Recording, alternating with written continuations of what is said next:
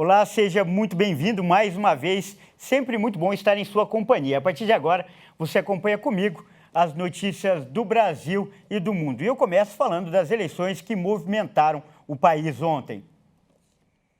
Olha só, para garantir a proteção dos eleitores brasileiros, cerca de 500 mil agentes trabalharam no primeiro turno. Todo o esquema de segurança foi coordenado pelo Ministério da Justiça e Segurança Pública.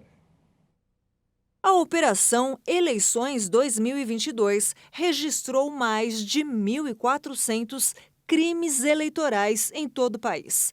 Entre os registros, boca de urna, compra de votos e crimes contra os candidatos.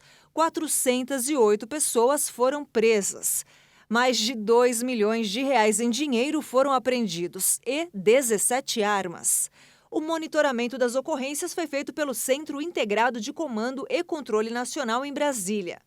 Ao todo, cerca de 500 mil agentes atuaram para garantir o direito do cidadão nos locais de votação, cartórios eleitorais e centros de apuração de votos de todos os estados e do Distrito Federal.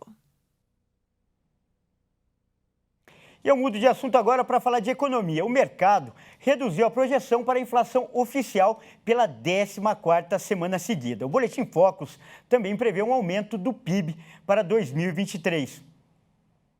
Mais uma vez, o mercado revisou as expectativas para o cenário econômico do país. O Boletim Focus, divulgado pelo Banco Central, prevê a inflação de 2022 em 5,74%. Na semana anterior, a projeção era de 5,88%. Essa é a 14ª semana seguida em que o mercado revisa de forma positiva os indicadores. Para 2023, a previsão é que o IPCA, o indicador oficial da inflação, fique em 5%, mesmo número registrado há uma semana.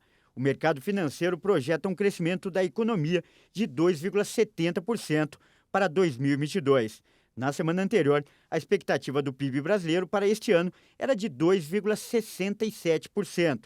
Já para o ano que vem, as previsões para o PIB também foram revisadas para cima, com expectativa de crescimento econômico de 0,53%. Antes, a projeção era de 0,5%. Já para a taxa básica de juros, a Selic, a projeção é de que permaneça nos atuais 13,75%. Vamos falar agora de defesa do consumidor. O consumidor agora conta com novas regras para o cancelamento de serviços, que poderá ser solicitado, por exemplo, por WhatsApp. Mas quem traz mais detalhes sobre essas regras é o repórter Dionísio Gonçalves. O consumidor passa a ter uma conquista importante. Agora é possível cancelar um tipo de serviço em qualquer canal de atendimento das empresas. Antes, elas podiam pedir que isso fosse realizado somente em uma única opção. A principal novidade é que esta ação pode ser realizada pelos mais recentes meios de comunicação, como aplicativos de mensagens, redes sociais e atendimento eletrônico. Para os especialistas na área, se o serviço pode ser contratado por um determinado canal, também deve haver a possibilidade de cancelar por esse mesmo meio. Todas as empresas reguladas pela Lei do Saque precisam seguir as novas regras. As principais delas são os bancos, de energia elétrica, de telecomunicações, aviação, seguros e planos de saúde, as que possuem maior número de reclamações.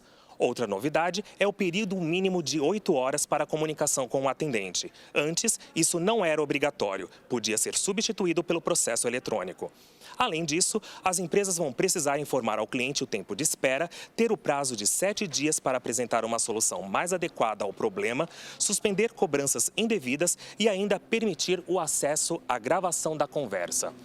O Instituto Brasileiro de Defesa do Consumidor, o IDEC, aponta que caso o cliente sinta que essas novas regras não estão sendo respeitadas, pode abrir uma reclamação no site do PROCON, da Senacom ou do órgão responsável pelo setor da empresa.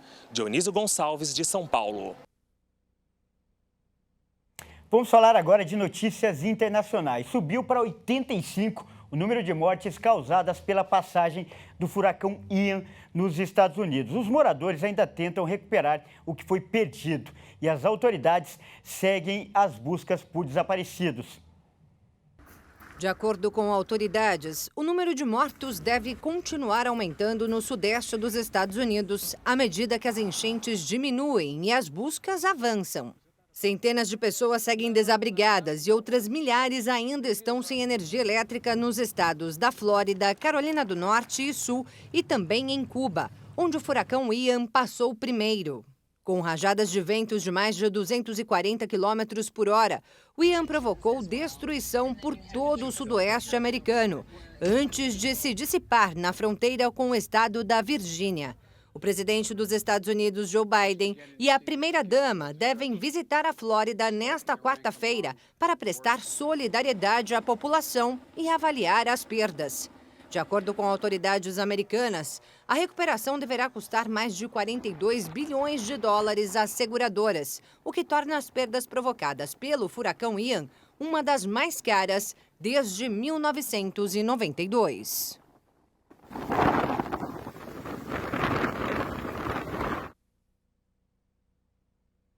Olha, e a temporada de furacões no hemisfério norte continua. Desta vez, o furacão Olene, que está na categoria 2, deve chegar nesta segunda-feira no México.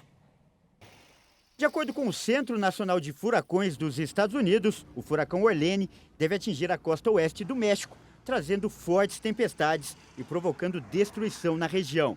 Existem alertas emitidos para diversas ilhas e para toda a costa do México continental. O furacão esteve na categoria 4 ainda neste fim de semana, mas caiu para a categoria 2 e segue em direção ao país, com ventos de mais de 170 km por hora e tempestades que se estendem para mais de 140 km de seu núcleo. Olene é a 15ª tempestade nomeada a se formar no Pacífico Oriental este ano. A temporada de furacões do hemisfério norte começou em maio e deve seguir até o final de novembro. E olha só, agora eu atualizo as notícias da guerra na Ucrânia. A Rússia anunciou que vai fazer um novo referendo, desta vez para consultar a população sobre quais devem ser os limites das fronteiras das regiões anexadas de Kherson e Zaporízia, que eram da Ucrânia. A afirmação foi feita nesta segunda-feira pelo porta-voz do Kremlin, Dmitry Peskov, ao ser questionado se a Rússia estava anexando a totalidade ou apenas partes do território que ocupa nestas regiões. O presidente russo Vladimir Putin formalizou a anexação de Kherson e Zaporízia, assim como de outras duas regiões ucranianas, Donetsk e Lugansk, em uma cerimônia na sexta-feira no Kremlin. Donetsk e Lugansk foram anexadas em sua totalidade, depois que Moscou reconheceu a soberania dos regimes separatistas pró-Rússia no fim de fevereiro, pouco antes do início da ofensiva na Ucrânia. Mas o Kremlin afirmou na semana passada que as fronteiras das regiões de Kherson e Zaporízia precisavam ser esclarecidas. O Institute for the Study of War, centro de pesquisas com sede nos Estados Unidos, afirma que a Rússia controla 72% da região de Zaporízia. Além disso, quase 88% de Kherson e sua capital de mesmo nome estão sob ocupação russa. O país organizou às pressas os referendos nas 4 regiões ucranianas. As votações foram classificadas de farsas pela Ucrânia e seus aliados ocidentais. E o cientista sueco Svante Pääbo recebeu o Prêmio Nobel de Medicina nesta segunda-feira por pesquisas sobre a evolução humana. O comitê da premiação destacou que as descobertas servem de base para explicar o que distingue os seres humanos das demais espécies. Isso porque o trabalho dele, estabeleceu as diferenças genéticas que distinguem os humanos dos homídeos extintos, que são os antigos seres. O prêmio inclui aí uma quantia de 10 milhões de coroas, o que significa aí cerca de quase 5 milhões de reais. O cientista é filho do bioquímico Sami Bergström, que também recebeu o Nobel de Medicina, só que em 1982, por uma pesquisa sobre substâncias similares a hormônios que regulam o organismo. Bom, essa edição fica por aqui. Eu agradeço demais pela sua companhia e convido a continuar ligado em nossa programação. Até mais!